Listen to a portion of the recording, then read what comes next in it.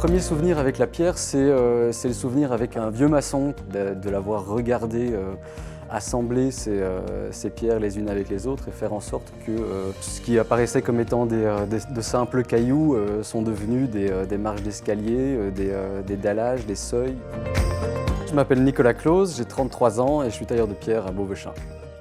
J'ai grandi au milieu de pierres de Gobertange, en fait, qui composent essentiellement le bâtiment dans lequel on est. Et donc c'est une matière qui m'a parlé de plus en plus en cours de formation. J'ai démarré par une formation à l'IFA-PME, donc une formation en alternance chef d'entreprise maçonnerie. Et puis je suis parti dans le sud-ouest de la France pour vraiment développer des compétences en taille de pierre et en restauration du patrimoine bâti. Et puis je suis rentré en Belgique pour intégrer une entreprise de restauration à Jodogne. Et j'ai créé mon entreprise là en 2012 en complémentaire d'abord et puis à temps plein depuis 2014. C'est une matière qui est difficile à travailler, qui est capricieuse, qui demande beaucoup de rigueur, beaucoup de tracés, beaucoup de connaissances d'un point de vue technique.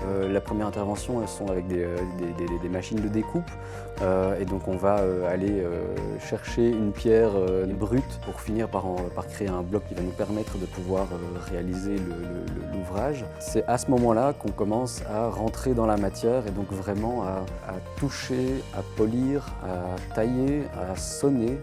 Et donc on écoute, on entend en permanence nos ciseaux et nos mains guidées par le son de la pierre pour pouvoir arriver à un résultat qui nous amène finalement à avoir énormément de sensations en cours de route et beaucoup de satisfaction à la fin. Le terme d'artisan, effectivement, a beaucoup d'importance pour moi dans le sens où c'est vraiment être amené à maîtriser et gérer les étapes successives de la conception à la finition. Et c'est ça qui, pour moi, définit le terme artisan.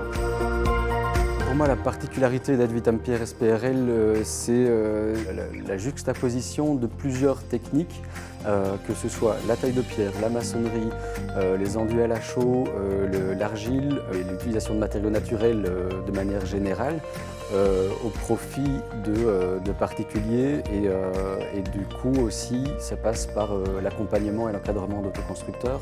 C'est extrêmement important pour moi, déjà rien que par le fait d'avoir accueilli plusieurs apprentis depuis la création de mon activité indépendante. Le fait d'encadrer également des chantiers participatifs et donc de transmettre un savoir-faire et un savoir-comprendre aussi le bâti. Et du coup de pouvoir permettre à des personnes qui n'auraient pas forcément été jusqu'à la réalisation eux-mêmes, de pouvoir acquérir une technique et la reproduire eux-mêmes par la suite avec plus ou moins d'accompagnement en cours de route selon les besoins et selon la tâche à exécuter.